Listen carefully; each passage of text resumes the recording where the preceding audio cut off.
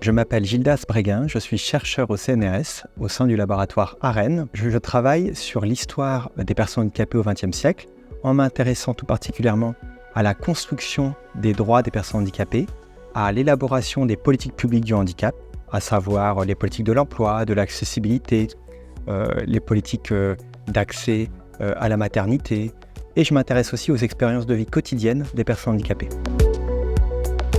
La base principale de mes recherches, ce sont les archives écrites, que ce soit des archives publiques, à savoir des archives administratives appartenant à l'État, aux régions ou alors aux municipalités, ou alors des archives privées associatives ou des archives privées militantes appartenant à quelques individus militants. Par la suite, je complète en consultant à la fois la presse, les revues associatives.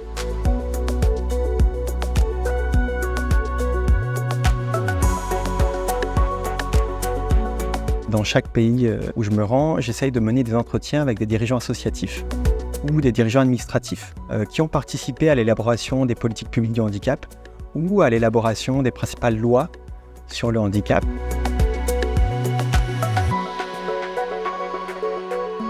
Je donne aussi des cours dans plusieurs universités.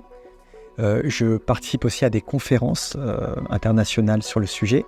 J'essaye de contribuer à la valorisation des informations que je produis via un blog scientifique qui s'appelle Handipol, et je contribue aussi à la numérisation de certaines archives sur le handicap que j'ai découvertes.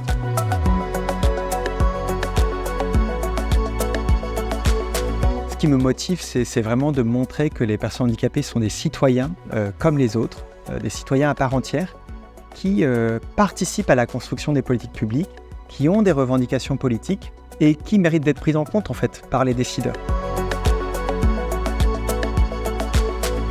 J'ai un véritable plaisir à consulter ces documents qui ont parfois plus d'un siècle pour les analyser, les synthétiser et pour ensuite construire de la connaissance qui va être diffusée au public en général ou aux étudiants. Il y a une véritable imagination à avoir aussi pour trouver des sujets pertinents, savoir où sont les archives. Ça procure beaucoup de bonheur le jour où on tombe sur une information qu'on a cherchée pendant très longtemps et qu'on n'avait pas retrouvée. L'action la plus marquante que j'ai menée jusqu'à présent, c'est l'organisation d'un colloque international sur le handicap, un colloque franco-latino-américain de recherche sur le handicap. Et ça a permis de commencer à structurer une communauté de recherche qui est encore très active aujourd'hui. On vient de créer justement avec cette communauté de recherche une revue franco-latino-américaine qui s'appelle les cahiers franco-latino-américains d'études sur le handicap.